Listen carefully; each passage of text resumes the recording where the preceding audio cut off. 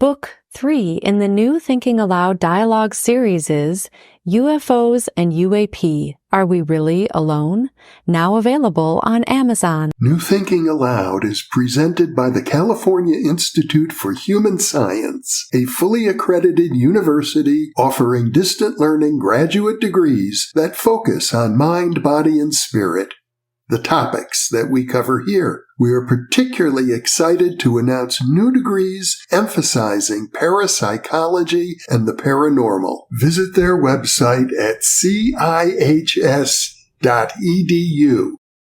You can now download a free PDF copy of issue number 8 of the New Thinking Aloud magazine or order a beautiful printed copy. Go to newthinkingaloud.org.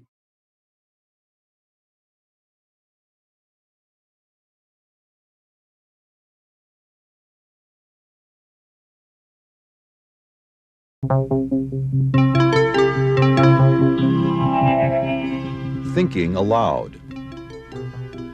Conversations on the leading edge of knowledge and discovery with psychologist Jeffrey Mishlove.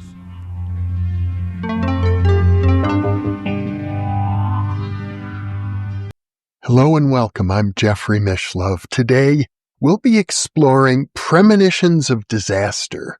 My guest is Eric Wargo, who is the author of Time Loops, Precognition, Retrocognition, and the Unconscious. He is an anthropologist, and he also hosts a blog called The Nightshirt. This, once again, is an internet interview, and now I'll switch over to the internet video. I think you'll find the quality of these videos is improving. Welcome, Eric. It's a pleasure to be with you once again. Yeah. It's hello again. It's great to be on the show again.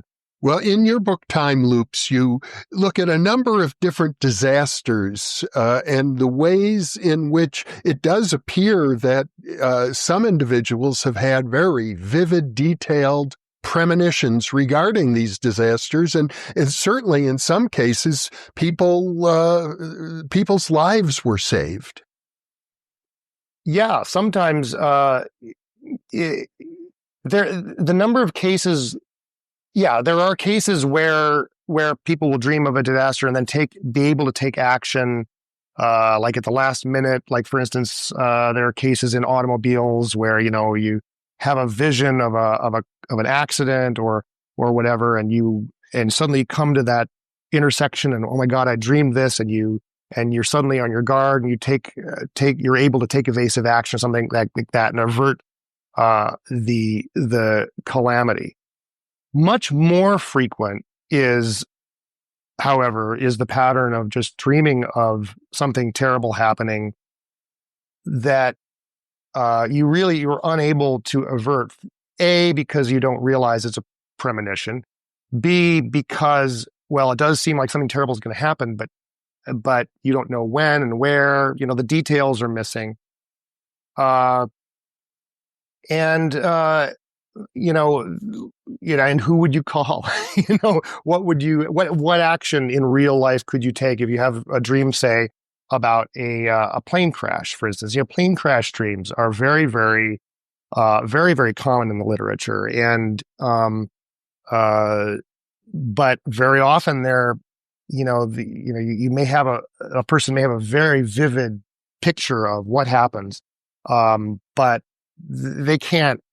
Even if they have, there are even cases where dreamers sometimes identify the airline or the city where it's going to occur, but they don't know when and what. What would they do if they called an authority?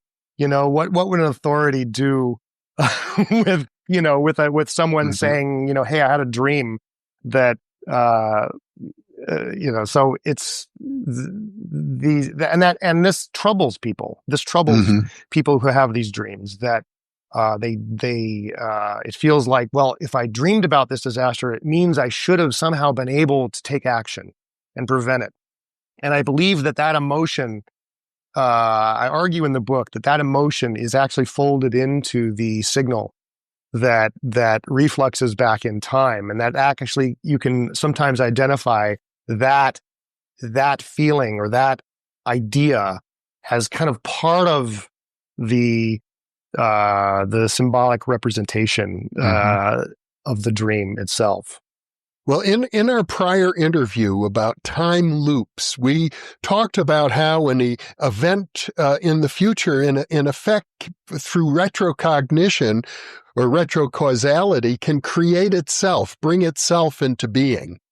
They do work that way, I think. This in a way it accounts often for some of the ways a dream, for instance, or a premonition will deviate from the event that occurs. Very commonly, a person will dream that they die in a disaster, and then it turns out, they maybe take a different flight or whatever, and the plane crashes. So they didn't die, but the plane did crash.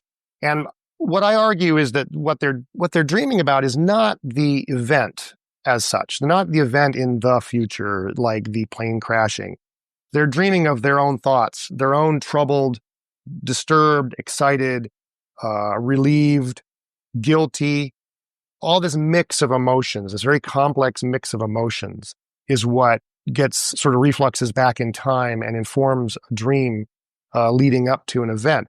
Let me give you an example. I mean, one of the in the early '60s, Ian Stevenson collected a number of cases of apparent premonitions around the Titanic disaster, and one of them was a man named J. Conan Middleton, who had starting about 10 days before the disaster. He was scheduled to be on the boat, and he had purchased his ticket. He was going to New York on a business trip, and he, about 10 days beforehand, he fell into a deep depression and couldn't sleep, and he kept having these recurring dreams of being in the water, surrounded by people drowning, and he just, this terrible feeling that this this trip was going to be a disaster. Well, he received a telegram from his business associates in New York saying, "Oh, you don't come, wait, put off your trip." And he was very relieved. Okay, yeah, fine. He wasn't about to change his plan based on a dream. The history of ESP is full of men who refuse to change their plans just because they had a dream, and their wives will encourage them to, but like, no, I'm not going to do that. And anyway, in this case, fate saved him essentially from that death.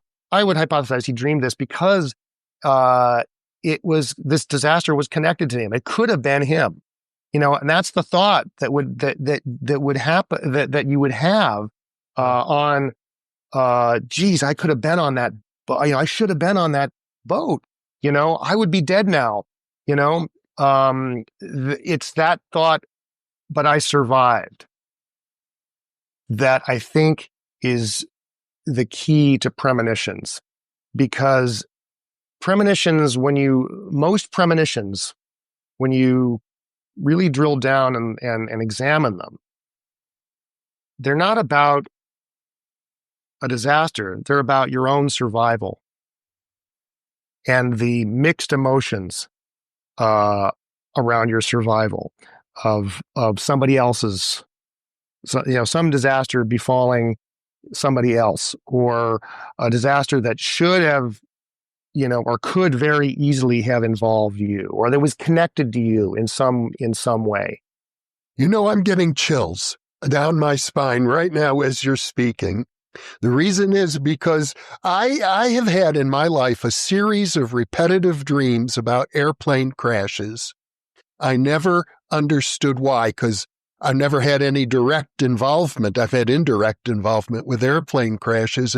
It dawned on me on one occasion, I took a flight from Cairo to New York on Egypt Air. Well, 1 week later, the very same flight did crash, and everyone was killed. And in fact, the suggestion was that the co-pilot deliberately crashed the plane because of the flight recorder has him saying, something like, "God is great," as the plane is going down. And you think you dreamed about that Well, and now and as you were speaking about it, because I was on that very same airplane 1 week earlier. Well, I think this is a very common pattern, and it accounts not only for disaster premonitions, but it sort of then links like disaster dreams and disaster premonitions to the kind of broader phenomenon that Frederick Myers was writing about, in the late 1800s, which of course he had his rubric was telepathy. That was his kind of theoretical construct to understand these things. It's another very common type of dream is dreaming about the death or a crisis involving a loved one, and as I was talking about Jake Hunnan Middleton's dream about the Titanic, it just occurred to me that, wow, this is the same situation basically as Mark Twain. His very famously, he had a dream when he was 23 years old. He was working on a riverboat on the Mississippi River. He had a dream. He was ashore with his brother, his younger brother, who was 19 at the time, and he had invited his brother to come and work with him on this steamboat called the Pennsylvania, I believe. And he had this dream while they were both staying with their sister and their sister's husband in St. Louis, I think, and he had a dream, very vivid dream, of his brother laid out in a metal casket, wearing a borrowed suit, one of his own suits, and someone and a bouquet of white roses and a single red rose on it, and the casket was laid on 2 chairs. Very vivid dream. He claimed after the fact that he actually thought this was real, and he went out to go visit the body and realized, oh, this was just a dream. I think that was kind of a writer's sort of elaboration of this after the fact. But in any case, a few weeks later, they shipped out together on this boat, went south to New Orleans, and it was and he had a fight. He had a fight with the ship's pilot. They were like constantly getting into arguments. And the pilot made him stay ashore for the run back north. So he wasn't on the boat. And then the boiler exploded somewhere on the river, killing hundreds of people and mortally injuring Henry, his brother.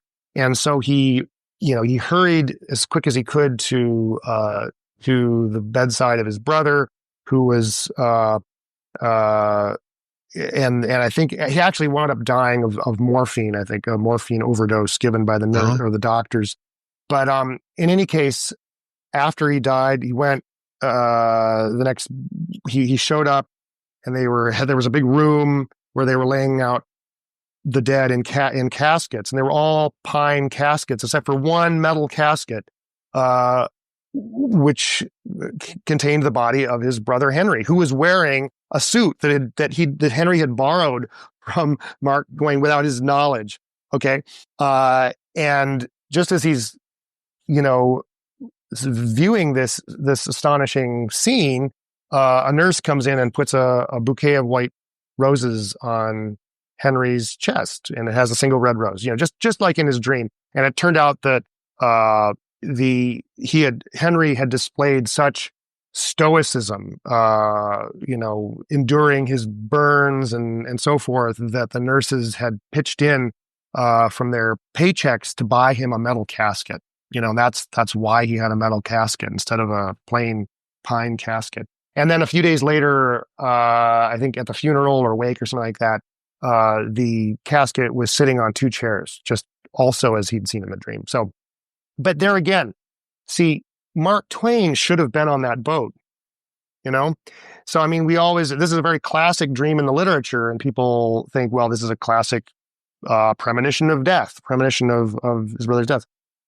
And I think that kind of misses the point here. It's a premonition of his own survival and all those feelings that one has in that situation. First of all, obviously, there's grief. Obviously, there's grief. But also along with that grief, there's guilt. I mean, Henry was only working on that boat because Mark had, Samuel Clemens at that point had invited him, and gotten him a job there. So he was responsible for his little brother getting killed. Okay. And, but then relief, who's not going to feel this, like, oh my God, that could have been me. I should have been on that boat. So there's survivor's guilt, but there's, we can't help. We're animals deep down. And, when we survive something that others have not survived, we feel also, relief. I mean, some deep organismic part of us, our lizard brain or whatever you want to call it, is going to feel very, very rewarded or relieved by that fact. Aristotle said, "Luck is when the guy next to you gets hit by the arrow," and I think that's key, because it's like, a luck is not just not getting hit by an arrow. It's when someone else gets hit by an arrow, and that fact frames your own survival, right? It frames your own, being alive in a very profound way. And I think it's that mix of emotions that are really the kind of the carrier wave, if you want to put it that way, of premonitory experiences. But like I said, this situation hadn't occurred to me, but the situation is just exactly like the Middleton, dreams. I should have been on that boat, and thus he has a premonitory dream. Probably the most famous example of a premonition of a disaster would be Robertson's novel Futility, that dealt with the sinking of a giant ocean liner, largest ever built, named the Titan. That's right. Yep. In 1898, Morgan Robertson was a really interesting character. He was we don't know that much about him, but he was a writer of sort of, I think that's before the pulps, but it was, sort of cheap, adventure stories and science fiction stories, and stories about the sea for the most part, because he had spent, I think, a decade of his life as a young man. He'd sort of run away from home, I think at age 16 or something like that, and he'd gone to work as a seaman, and so later in his life, he sort of struggled to find a career, and various things didn't work out, but he found that he had a talent for spinning a good yarn. And so he became a writer, and became a fairly successful one in the 1890s. And so, he wrote this novella in 1898 called Futility. It was later renamed, and so you'll typically see it as Futility, the Wreck of the Titan, but they only added the Wreck of the Titan after the Titanic sank in 1912 to boost, to like, hey, here's a way to market this, the republication of this novel. But he wrote this novel or novella. It's kind of a short novel about this. It's really not about a disaster so much, and that's sort of the inciting incident in this story. But it's about an alcoholic seaman working on this boat, sort of an autobiographical. His narrators or his protagonists were always sort of versions of himself. I mean, he struggled with alcohol addiction his whole life. Anyway, it's about this character on this biggest ever ocean liner called the Titan. It's making its third voyage between Liverpool and New York. Sorry, between New York, going from New York to Liverpool in this case, and collides with an iceberg on an April night and goes down. There aren't enough lifeboats, although there's kind of an inconsistency in the story. I mean, it's like everyone dies, even like all but 13 people die. I think only one lifeboat gets away or whatever. But so 14 years later, the Titanic sinks, and people like, whoa. I mean, all the stats, lots of people have looked at the case of the statistics of the boats and all the facts about the speed they were going and where the iceberg hit. All these details match up, very closely. It's a very interesting case because it's been picked over by skeptics, as you can imagine, endlessly. And the skeptics have good points. I love this case because there's so many wrinkles to it, and it is very hard to come down firmly on one side or the other. The skeptics have good points. For instance, Martin Gardner, the famous skeptic, wrote a book sort of trying to debunk this by showing, well, first of all, if you're a writer of sea adventures and you want to write a story about the biggest ocean liner ever, it's not all that hard to extrapolate from the existing ocean liners of the time he was writing and come up with a boat that pretty much matches his Titan in the story, or the real life Titanic. So there's, how much of a coincidence is that? Maybe not much. If you're going to put, the element of corporate hubris in your story, you're going to make too few lifeboats. But this was already, indeed, it was already an issue. Writers were already warning of this pattern of not having enough lifeboats on boats. I mean, this was already an issue. One of the other people who could have maybe written about it beforehand and who died on the Titanic, W.T. Stead, a journalist in London, he had already written editorials about the issue of not having enough lifeboats on ocean liners. How much of a coincidence is that? The name thing is what it comes down to, I think, for most people.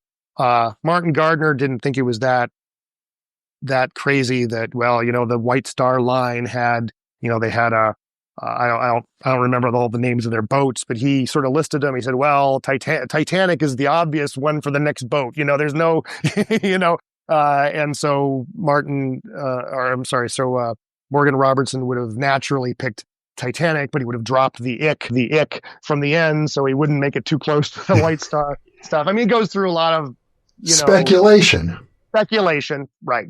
Which is, that's fine. I mean, you have to speculate because you don't always have the, all the pieces of data that you would like. So I forgive him that. But there's a lot more nuances to this case that Martin Gardner either ignored or was unaware of that really put it firmly in the it was premonition category. First of all, the fact that this is such a common pattern with writers, especially writers of imaginative fiction. I mean, this is what I've been sort of delving into very deeply since I finished Time Loops. Is that my sort of follow-up book is going to be about sort of literary precognition, and it's just it's everywhere you turn. I mean, it's really amazing, and you have very famous cases of this, like Phil Dick and so forth. But across the board, imaginative writers, and I think probably all writers, are constantly, precognizing events in their future in their writings, and so it fits a very common pattern. First of all, but second of all, sort of the way that event sort of fit into Morgan Robertson's own life is very interesting. And a psychoanalyst, a Freudian psychoanalyst and parapsychologist named Jewel Eisenbud wrote about this case in the early 80s in a book. It's an article in sort of a collected book called Paranormal Foreknowledge, I believe is the name of the book. It's a brilliant study of Morgan Robertson, sort of a psychoanalytic study of Morgan Robertson. And Eisenbud really hit on some really key things about Robertson and his personality, which even further kind of put him in this club of highly precognitive, highly neurotic writers. I mean, he goes right along with Phil Dick as one of these people who really had a hard time managing reality, and suffered from an addiction, lifelong addiction, alcohol, in Morgan Robertson's case, and also had a deep psychological need for something like the block universe, something like a universe in which there really is no free will. And this seems to be a pattern in precognitive writers and precognitive individuals, or people who outwardly express this kind of precognitive gift, is kind of a need for absolution that comes along with a block universe in which there's no the ruination that they've made of their life, whether it's because of some sort of drug addiction or some other source of guilt. It's not their fault. And so Jewel Eisenbud really keyed in on this really interesting feature of Morgan Robertson, and in fact makes a good case that there may be more to it than just alcohol addiction in Robertson's case. He sort of kind of speculates in a kind of typical Freudian way that there may be, not only was there a really deep Oedipus complex there, but that there may have been some kind of latent, homosexuality or something, some sort of sexual desire that was at the time really forbidden and very painful for Morgan Robertson to deal with, and that maybe he would, maybe the alcohol was connected with that. Who knows? I mean, yes, you do get into speculation always with this topic. Let me just try and unpack what you said, though, because it seems crucial, and I want to make sure our viewers get this. You're saying a person like Morgan Robertson, whose life is a mess, he's got an addiction, he's got financial troubles, things aren't working well for him in his relationships, and so in order to come to terms with the way his life is working out, he wants to believe that he has no choice, that everything was already ordained by fate, which would be a block universe, and to prove that by having accurate precognitions, that assumes in effect that the future exists somewhere in that block universe and it cannot be altered, and so therefore, in spite of their terrible life, they're absolved in some way. Exactly. And the funny thing is, when you actually go and read this novel, Futility, the iceberg in the story, it's precisely what you just said. This sort of, fate is being immutable. You can't do anything about it. The main character is delivering this angry soliloquy about exactly that issue on the deck of the Titan, right as the iceberg looms out of the fog and destroys the ship. I mean, it's like right at that moment, the ship is destroyed as he's railing against the immutability of fate. It's like he delivers it as a complaint, but you can sort of tell that underneath it all, it's that this is Robertson was complaining about this throughout his writings, that immutable fate, there's no God, and yet causality is locks us in, and there's nothing you can do about it. So it's sort of this kind of existential, waving your fist, but underneath it all, you kind of sense that well, if that's the way reality is, it kind of forgives all the bad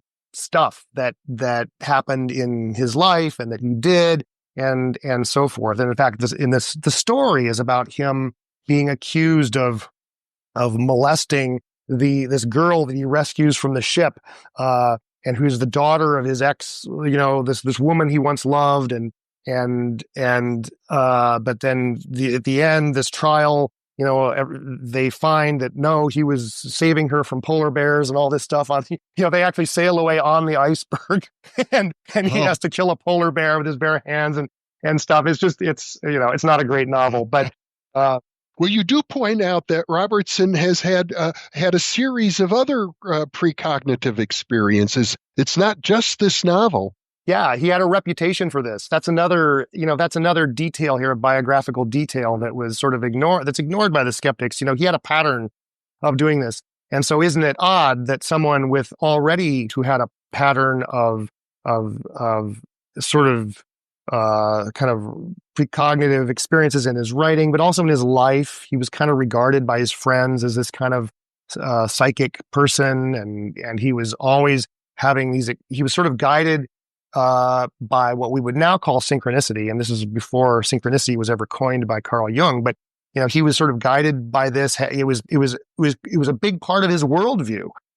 And then, boom, he's I think he was 50 in 1915 when the New York Times news headline was the Titanic hits an iceberg and goes down, and it's like that. He already was known for this. But the thing is, by that point, he was already very much washed up and forgotten. I mean, he had sort of descended into, he wrote this very kind of sad autobiographical memoir for, I think it was Harper's Magazine or something. I don't know. It was he wrote it anonymously, but it's just, he was someone who just couldn't make things work in his life, as you said, and couldn't provide for his wife, couldn't, and couldn't beat his addiction. He tried, seemingly on a few occasions to beat his alcohol addiction, but couldn't. And in fact, he died in 1915, just a couple years after the Titanic disaster. He was found standing up. He was dead, found standing up in his Atlantic City, New Jersey hotel room, and he was probably there trying to detox from alcohol because he had some medicine on his cabinet that was at that time used to treat alcohol addiction. So, yeah, it's a very sad story of someone who just sort of couldn't fit into his life, and but like a lot of very neurotic people, he did managed to channel this into stories, and he did have a career, and he actually isn't totally forgotten. It's like you can still buy his books, and of course that novel is now quite famous because of the remarkable precognitive feat. But the point is, it was just the best known case in several in his life. He had a pattern for doing this. He fits into the pattern of other writers who have shown this in their lives. So that adds very much. It kind of misses the point to focus in on the details of the tonnage of the ship and all that. You're kind of missing the forest missing the forest for the trees when you do that. There's a lot that adds up to a pretty compelling case, I think. Another very interesting disaster took place many years ago, the Aberfan mine disaster that some researchers attempted to really seek out premonitions in that case, and they found, I guess, many dozen. Yes, that was the Aberfan whale, and this was in the mid-'60s, and very, just a horribly tragic case where a school in this village was completely buried under mud, I guess, mine tailings from a mine up on the hill above, and like water had seeped in, and it all flowed into the town. Some of the kids had it turned out, okay, when this happened, some people reported, having, had a telepathic or premonitory vision about it. So this man named John Barker, who was sort of interested in this kind of thing, decided to try and solicit. He got the help of a science writer friend of his to help solicit stories of premonitions of the disaster from around Britain, and they got a lot of letters, and I think they wound up with, I think, something like 60 60 cases of premonitory dreams about the disaster from not only from Aberfan but from Britain in general. A couple of the kids who were killed in the disaster it turned out their parents reported that they had told them of their premonitions. There was one girl, Errol Mae Jones, I believe was her name, who the night before the disaster, she dreamed that something black came down over the school, and I think the word "the end" or something like that, or maybe that was another kid. But anyway, a couple of the kids had these experiences, and their parents reported them afterwards. So this was fascinating to John Barker, who was already interested in this phenomenon. His special interest, there's a brand new, really good article in the New Yorker about him. But his special interest was in people who sort of have a premonition of their death or whatever, and then die, sort of with the idea that, well, maybe the premonition causes, the death. There's some sort of causative role there, and very famously, some of the psychics he worked with predicted his death, and then he wound up dying. So it's sorting all that out. Well, what's causative and what's precognition is itself a very interesting question. But that's a very interesting case, and that too is one that has been sort of picked over by skeptics and so forth. And but it's a very sad story.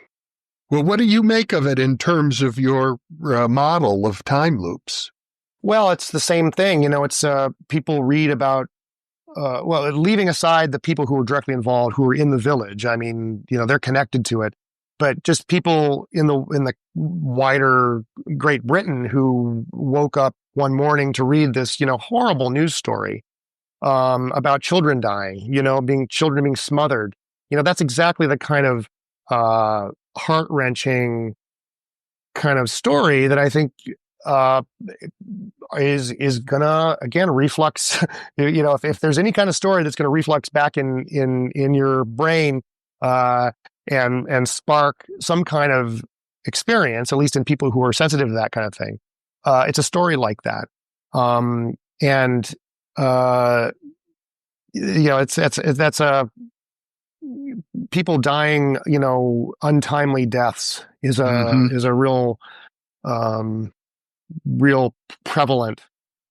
Okay, because your model basically is that people are precognizing their own mind when they learn about the news. So when they learn about this news, many people are going to be in a heightened emotional state, which is, according to a fascinating book by Andrea Puharich, Beyond Telepathy, he's suggesting that telepathic transmission requires an emotional arousal or even a physiological arousal, which would be the same, I suppose, in terms of sending yourself a precognitive message. If you're aroused in some way, emotionally, physiologically, you're going to be a better sender, even to yourself.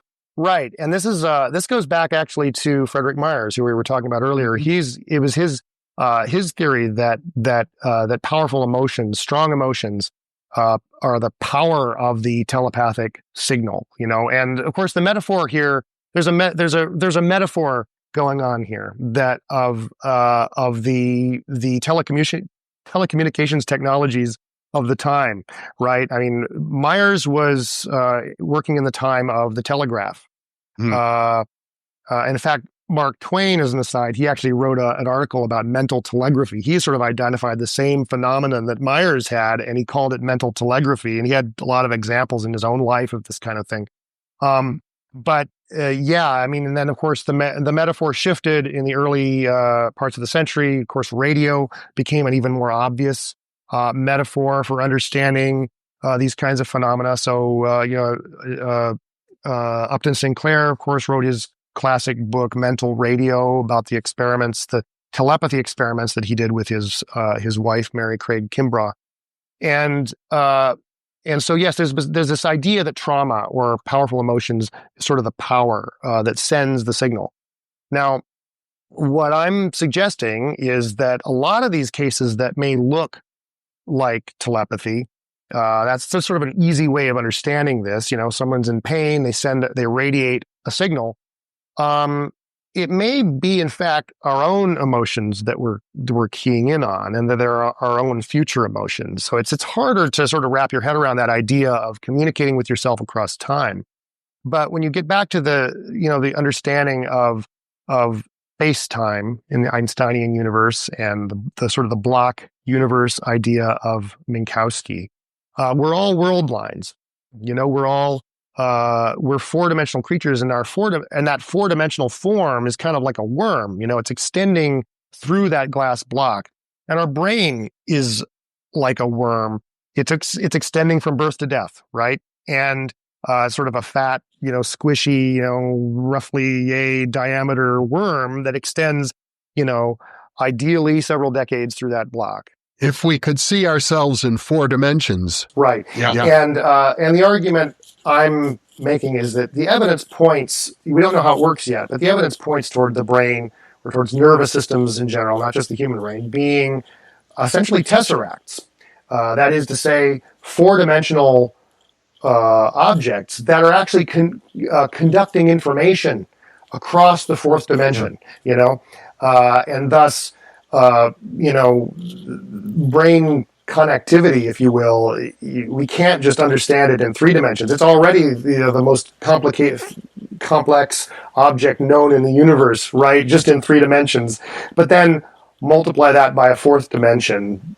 But the evidence is mounting from quantum biology and various fields of research. My money is certainly that in a couple decades it'll be widely recognized that the brain is a quantum computer, and that its computation is way more.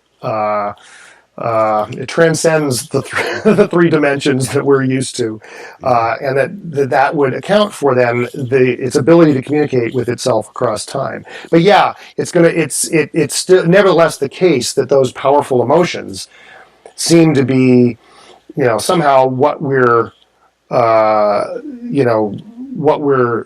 responding to, or what. You can think of it as powering a signal, but I don't, that's not the way I like to think of it. I think of it more as kind of a carrier wave almost, is that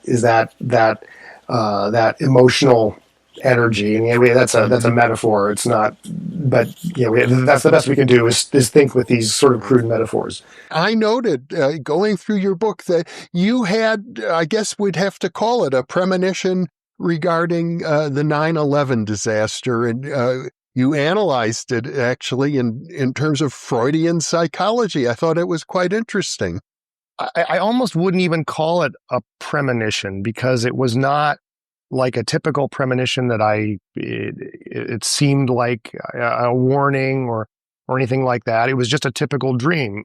I happen to be in the habit of recording my dreams, and I have for a couple decades now. And so, I woke up on the morning of that morning, and I just jotted down on the pad next to my bed, what I could remember of a dream the previous night. It didn't seem significant in any way, any more than any other dream does. And the dream was specifically that I was driving on a specific road in my hometown, Lakewood, Colorado, where I grew up. And I passed by 2 identical mosques, and they were just very nondescript, just small, 1-story, very square, completely square, and with corrugated gray facades, just plain corrugated gray facades. And a pair of them, identical, and that was it. That's all I wrote down. No feeling of nothing no feeling of numinosity or anything about this. Well, then, of course, 9/11 happened, and I was caught up in the news as everyone else was for that day. And I don't even know when it was that I went back to that dream that I'd jotted down. I'd completely forgotten about it. Do you jot down your dreams every morning?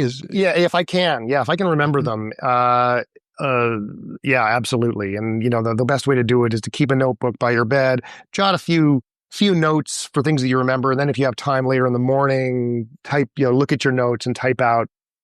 Those notes will help jog your memory of the complete dream, and then you can write it out. And I keep a Word file of these things when I can. In any case, now, so I had never. It was only, I don't know if it was later that day or the next day that I remembered that dream, and I thought it's really weird in a sense. There was no disaster in it. It wasn't like a typical premonition dream where something horrible happens. It was just driving past a pair of mosques, but they happened to have that same facade of the World Trade Center. And I had never, Islam at that point was not on my radar at all. I had never, in fact, at some point I did a word search of my, I have, thousands of pages of dream journals. And, I did a word search for words related to mosque or Islam or Muslim, things like that. Nothing. And then when I free associated on the dream, something else significant came. And this comes back to my feeling that the guidance Freud gave, over a century ago to looking at dreams is very important. Even if he was not quite right about what dreams are and how they work, his method of free association really is crucial. I mean, it really shows that dreams are these, nexuses of associations that are relevant to our, they may not seem relevant, but the moment you free associate on them, boom, you get connections that are really, really interesting. And in this case, the place where they were in the dream was, in actuality, a little office building, very little, one-story kind of little medical office building where my father had his clinical psychology practice in sometime in the late 70s, I believe, or early 80s, not sure. And I have and it was just like maybe a year that he had his practice there before he moved to a big bank building nearby. And I have one association with that building, and that's that he came home one night, or maybe it was in the morning, actually. He told us about this. He was called, he got this sort of emergency call from a patient that he really needed to see him bad, and this didn't usually happen in my father's life, but he went and met this patient late at night, and it was a rainy night. And he probably shouldn't have been telling my mom and I about this, but it was, I guess, so strange to my dad that whatever, he violated, his confidentiality rules or whatever. He just said that it was I don't know if the patient was what we would call transsexual or whatever, but it was a man, but he was wearing a dress, and he was in deep pain, and he was contemplating suicide. Basically, he was suicidal, and so my father had to sort of talk him down from suicide. And so, it was just a very strange image I've always kept in my mind, from my father from late in the 70s. But that was associated with that place, which in the dream was replaced by these two mosques that had that facade of the World Trade Center. Well, that memory, when I reflected on this later, I realized, well, that memory is about kind of emasculation in a way. It's about a crisis. It's about suicide. Suicide is wrapped up in that. So this sort of bundle of associations to that dream is very kind of vividly all the things about that day, that occupied us, that dominated the airwaves, that dominated CNN as we were all watching that. It was Islam and emasculation. Essentially, our country had been castrated, in a way by these attacks, and the distinct facades of these mosques in my dream were, identical to the distinct corrugated facades of the World Trade Center. So, is this a premonition? Honestly, my hunch is that most Americans probably dreamed about the attacks on 9/11 in the days and weeks beforehand. But people don't record their dreams. They don't record their dreams. They don't remember them. We don't remember. We remember, and even when we do remember our dreams, we remember maybe the dream or two that occurred just before we woke up. We don't. We dream 2.5 hours a night. There's a lot of material we're processing during REM sleep and actually all sleep, but especially during REM sleep, but we do not remember these things, and we're not necessarily supposed to remember them. This is a cognitive metabolist. It's metabolizing our experience in some way. And it's not necessarily important for us to remember them, I don't think. But in any case, we remember and record the teeniest fraction of the dreams that we have on a nightly basis. And so, I would guess that a lot of people had such dreams, and many people reported such dreams. The Rhine Center, J.B. Rhine's research laboratory, they collect disaster premonitions. They got more reports of premonitory dreams and visions and so forth related to 9/11 than any other disaster. I wonder if in your dream, the fact that the mosques were single-story mosques, in effect, since there were two identical ones symbolic of the World Trade Tower, but the single story suggests, I guess, another metaphor for emasculation.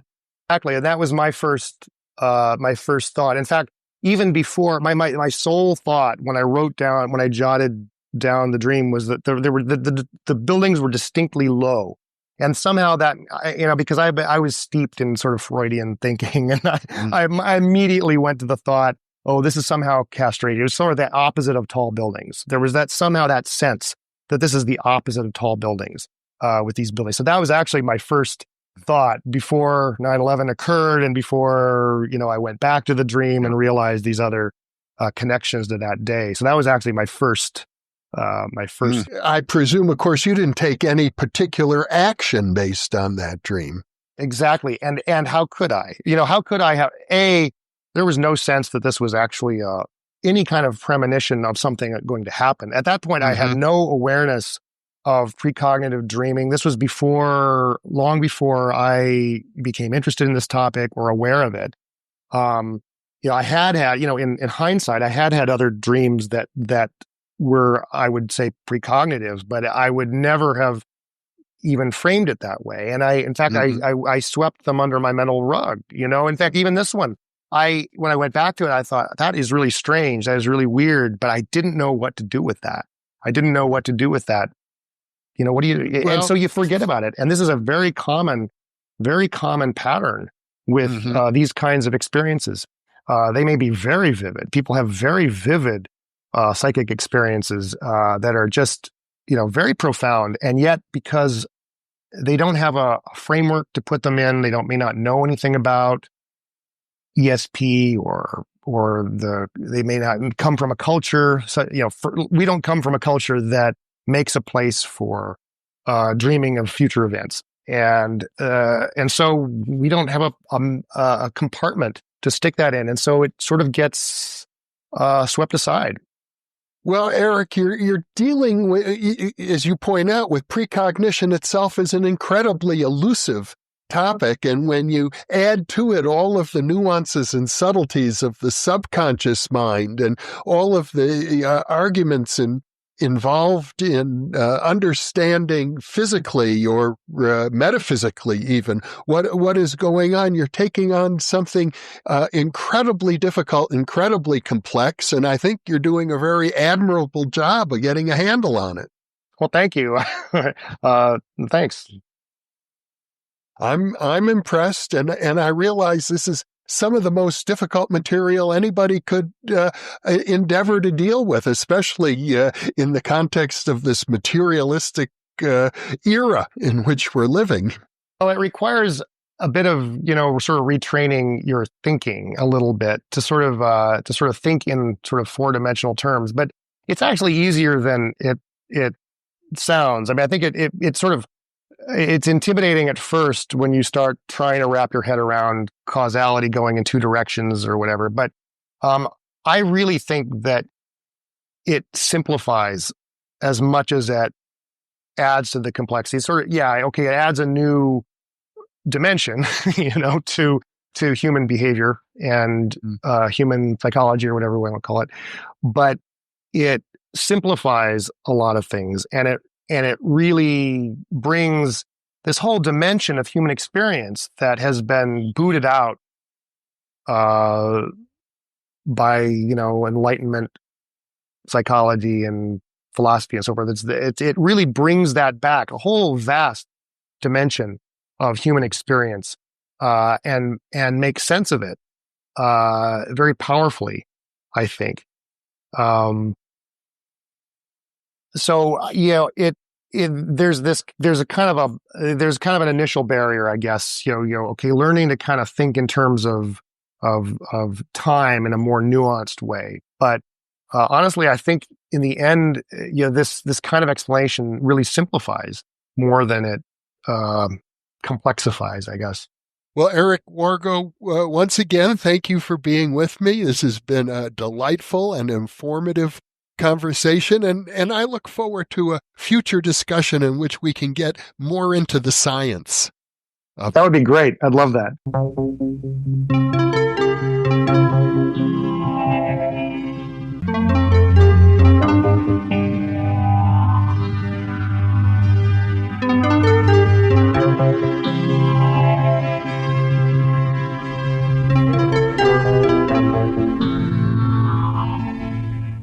Book 3 in the new Thinking Aloud dialogue series is UFOs and UAP, Are We Really Alone?